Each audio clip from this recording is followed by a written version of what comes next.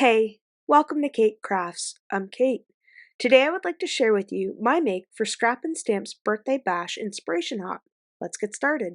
So to kick things off, I've gone ahead and die cut the sentiment that I'm using today, and I'm just using it to give myself an eyeball of where I need to put all of these adorable little party hats. And once I've got them all situated and everything's lined up, we're going to pick those up with the Misty Door, and then we are going to ink them up with some VersaMark watermark ink, and we are going to be doing a little bit of heat embossing. And once I've double stamped those, I'm going to go ahead and grab a sheet of acetate to protect my work, line everybody up, and then we're going to ink those guys up again and give an impression at the top of the card. So once I've got that down, it's time to heat emboss. So I'm going to be using some Wow Superfine White embossing powder. Now, I don't emboss very often, and I always tend to forget to put the anti-static powder tool, but I don't know, I guess my Nina Solar White 80-pound cardstock wasn't as staticky as I thought it was going to be, so we're all right. Sometimes it works out in the end, right?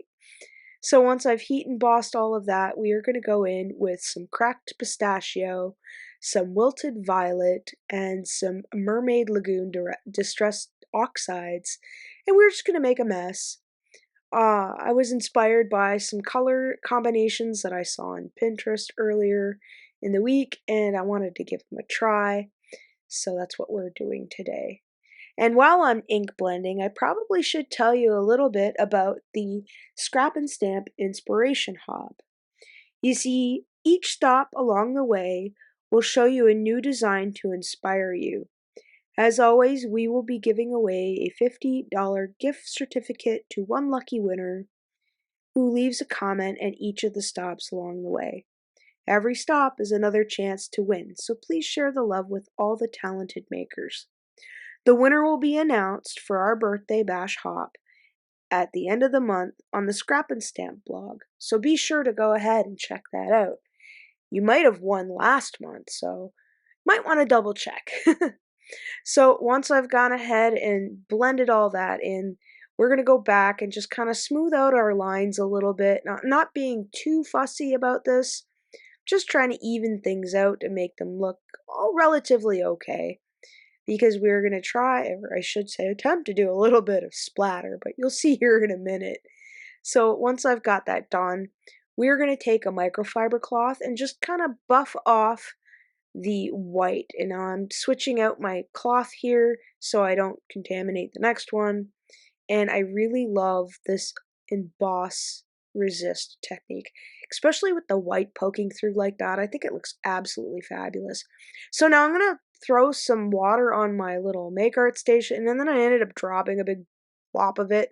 So then I was like, you know what? I've already wrecked it. Let's wreck it some more. So I've got that big thing of water on there, and I just thought I would let it drizzle down a little bit, just give me some interest. You know, I figured I could probably still save it. So I took my microfiber cloth and picked up that water, and now I've got these weird blobs of squiggly wetness that's just picked up the Oxide ink. And yeah, at this point I was like, oh geez, what am I gonna do with this? So let's just keep going.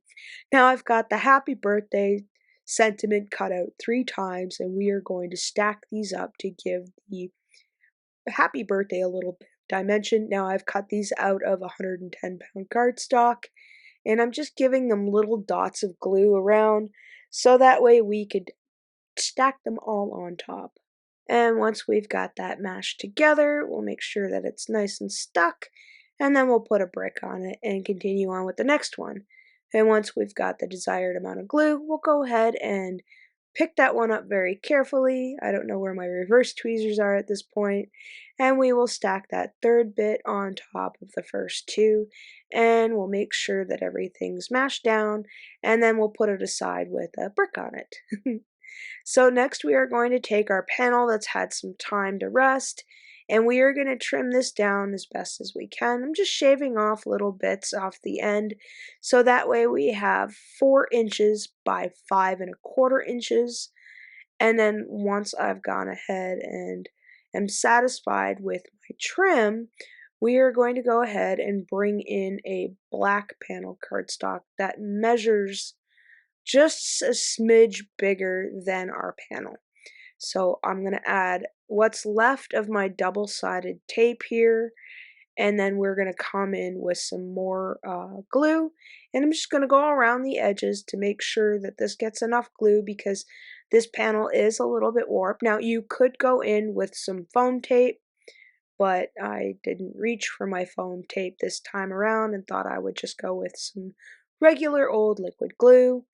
And then once I've got enough adhesion on the back, we'll stand above the project, eyeball out our corners, and give that a good mash down, and then we'll throw some bricks on it, just to make sure that it sits flat.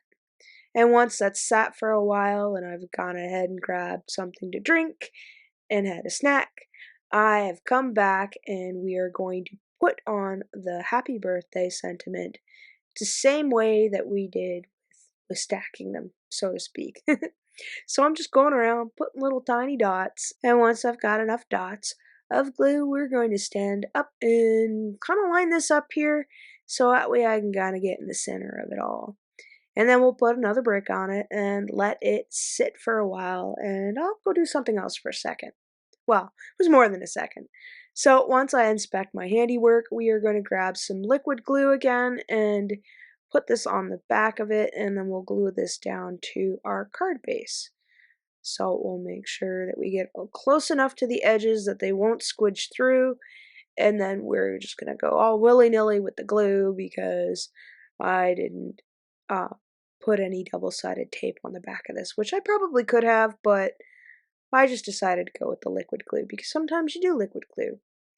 And once I've given that a good mash down, I'm just going to go in and put little tiny rectangles like little white confetti with my jelly roll pen. This is a Sakura white jelly roll pen. And I thought I'd added a couple of dashes for confetti. And then I thought about it for a second and I thought, well, I'm going to go in with some stardust pen. And I wasn't sure how I wanted to do it, so I thought I would follow the lines around the little blobs of water that picked up the oxide ink and it gave it that texture there. And I kind of like how this turned out. It's almost kind of almost reminds me of like one of those geodes or crystals or those fancy rocks with the colors in them and you could see the lines. I don't know what they're called. So once I'm happy with the amount of glitter, my card is complete. I encourage you to go over to Scrap and Stamp's blog and check out all the other inspiration. And as always, thanks for hanging out with me today. Take care.